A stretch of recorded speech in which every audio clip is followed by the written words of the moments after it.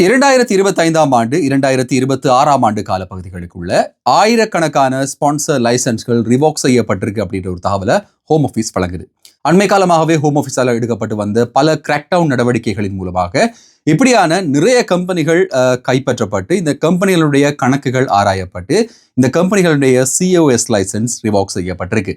இதுல பல்லாயிரக்கணக்கான குடும்பங்கள் பாதிக்கப்பட்டிருக்கு. ஸ்கில் ஒர்க்கர்ஸாக யூகேல இருக்கிறவங்களுக்கு ILR அண்மித்தவங்களுக்கும் கூட பெருமளவுல பாதிப்பு ஏற்பட்டிருக்கு அப்படின்ற ஒரு தகவலை ஹோம் ஆஃபீஸ் வழங்கி இருக்கு.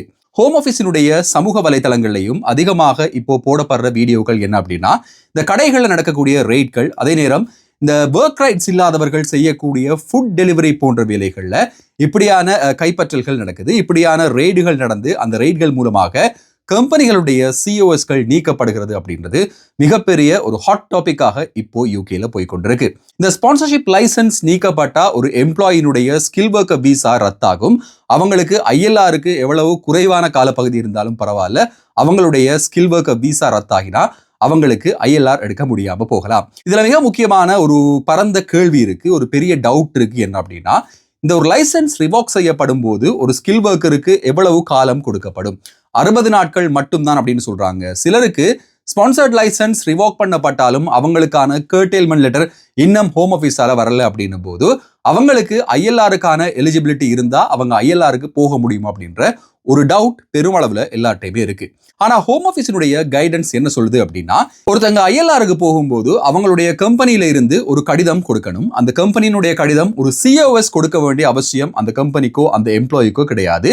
ஆனா ஒரு கம்பெனி ஒரு கடிதம் கொடுக்கும்போது அந்த ILRக்கான ஃபோர்சியபிள் ஃபியூச்சருக்கு இவர் தேவை அப்படின்ற கடிதம் வழங்குற கம்பெனி ஸ்பான்சர்ட் கம்ப்ளையன்ஸோட இருக்கணும் அப்படின்ற ஒரு மிக முக்கியமான நிபந்தனை இருக்கு. நீங்க ILRக்கு போகும்போது உங்களுடைய கம்பெனியினுடைய COS லைசன்ஸ் கேன்சல் செய்யப்பட்டிருந்தா அல்லது ரிவோக் செய்யப்பட்டிருந்தா உங்களுக்கு அந்த கடிதத்தை அந்த கம்பெனி தர முடியாது. ஸோ கிடைக்கப்பட்ட காலத்துக்குள்ள நீங்க இன்னும் ஒரு ஸ்பான்சரை தேட வேண்டிய கட்டாயம் இருக்கு. நான் ஆரம்பத்தில் சொன்ன மாதிரி இதுல பல்லாயிரக்கணக்கான ஸ்கில் ஒர்க்கர்ஸினுடைய குடும்பங்கள் பாதிக்கப்படுது. இந்த ILR மாற்றங்கள் கொண்டு வரப்போகிறோம் என்ற ஒரு அறிவிப்பு ஹோம் ஆஃபீஸால வழங்கப்பட்டதுக்கு பிறகு அதுல நிறைய நடைமுறை சிக்கல்கள், சட்ட சிக்கல்கள் இருந்தது.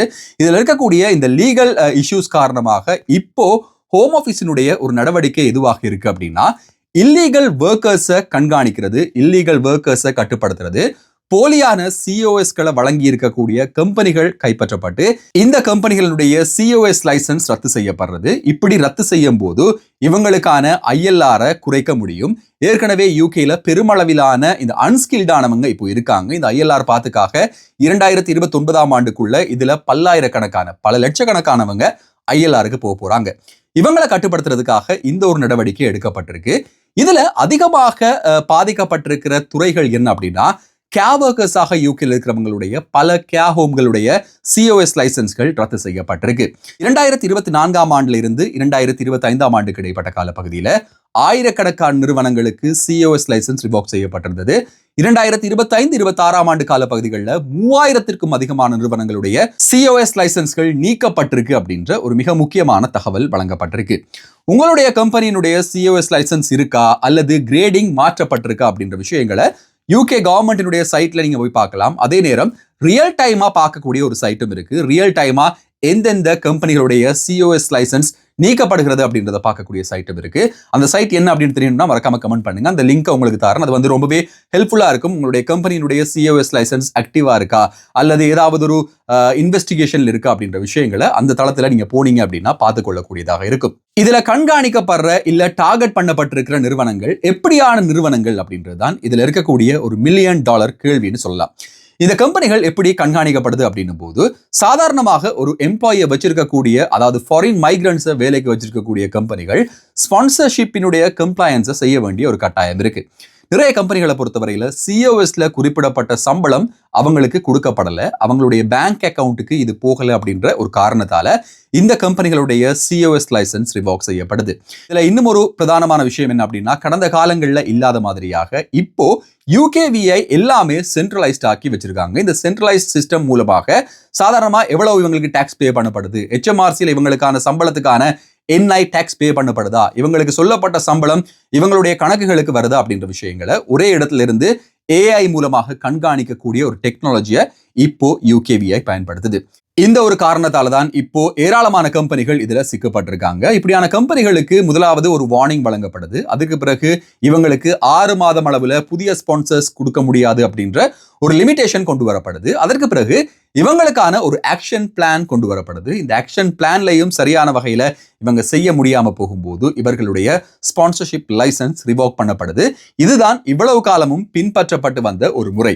ஆனா இப்போ அதிகமாக சொல்லப்படுற விஷயம் என்ன அப்படின்னா, ஸ்பான்சர்ட் லைசன்ஸ் மிக குறுகிய காலத்துக்குள்ள நீக்கப்படுது.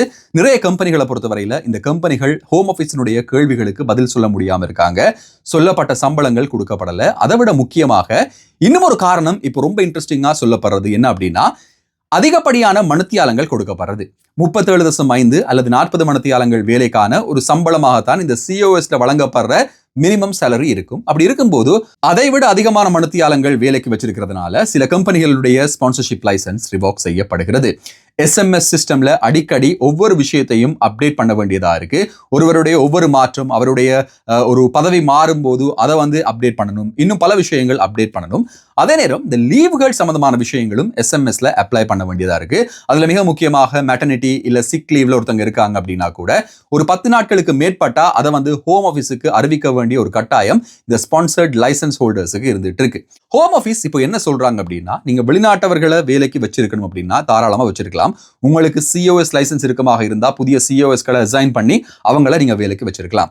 ஆனா உங்களால அவங்களை கட்டுப்படுத்த முடியல, இல்ல உங்களால அவங்களுக்கான பேமெண்ட்டை கொடுக்க முடியல அப்படின்னா இப்படியானவங்களை வேலைக்கு எடுக்காதீங்க. இது அடுத்தவங்களுடைய ஃபியூச்சரையும் பாதிக்கும் அப்படின்ற ஒரு விஷயத்தையும் ஹோம் ஆஃபீஸ் இந்த ஸ்பான்சர்ஸுக்கு சொல்கிறது. இன்னும் ஒரு எம்ப்ளாயினுடைய தவறு அந்த கம்பெனியினுடைய COS லைசன்ஸையே பாதிக்கிறது அப்படின்னா உங்களால நம்ப முடியாது.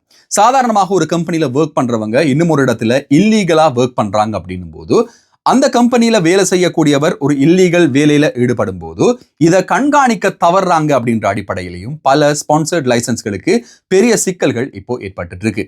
ஒரு ஸ்பான்சர்ட் லைசன்ஸ் உங்களுக்கு இருக்கு, உங்க கீழே நிறைய பேர் வேலை செய்யறாங்க, ஃபாரின் மைக்ரன்ட்ஸ் வேலை செய்யறாங்க அப்படின்னா இவங்களை கண்காணிக்க வேண்டிய ஒரு பொறுப்பு அந்த ஸ்பான்சருக்கு இருக்கு. ஸோ அவங்க சட்டவிரோதமான மேலதிக வேலைகள் செய்யறாங்களா, இல்ல அவங்களுக்கு கொடுக்கப்பட்டிருக்கிற டியூட்டி ஹவர்ஸ்ல வேற வேலைகள் செய்யறாங்களா, இவங்களுடைய ரைட் டு ஒர்க் சரியாக கவனிக்கப்பட்டிருக்கா, இவங்களுடைய பேரோல் சரியாக ரன் பண்ணப்படுகிறதா அப்படின்ற விஷயங்களும் இதுல மிக முக்கியமான ஒரு இடத்தை பெறுது. பல கம்பெனிகளை தேடிய போது ஹோம் ஆஃபீஸுக்கு கிடைத்திருக்கக்கூடிய ஒரு சிக்கலான இல்ல அதிர்ச்சியான ஒரு விஷயம் என்ன அப்படின்னா, நிறைய கம்பெனிகள்ல சேலரி பெண்டிங்ல இருந்துட்டு இருக்கு.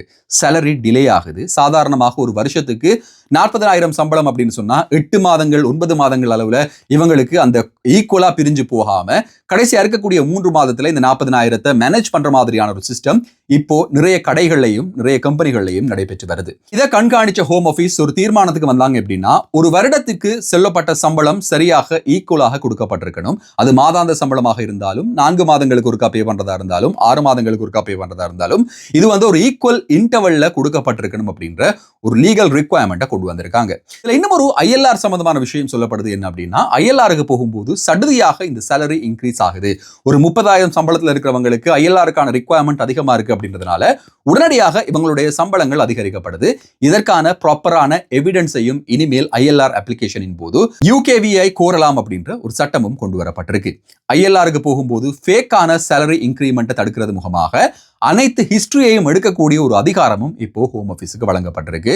ஸ்பான்சர்ட் லைசன்ஸ் வச்சிருக்கிறவங்களுக்கு மேலும் மேலும் இறுக்கங்களை கொண்டு வரதுக்கு நான் ஆரம்பத்தில் சொன்ன ஒரு காரணம் தான். அதாவது இப்போ ILRக்கு போக போறவங்களை கட்டுப்படுத்துறதுக்கும் இந்த ஃபேக்கான ஸ்பான்சர்ஸ்ல இருக்கக்கூடியவங்க குறிப்பாக நிறைய நிறுவனங்கள்ல தேடுதல்கள் மேற்கொள்ளப்பட்டிருக்கு. அதுலயும் குறிப்பாக இந்த கெபாப் ஷாப்கள், சலூன்கள், கார் வாஷ்கள், கடைகள், கேர் ஹோம்கள் தான் பிரதானமான இடத்தை பெறுது.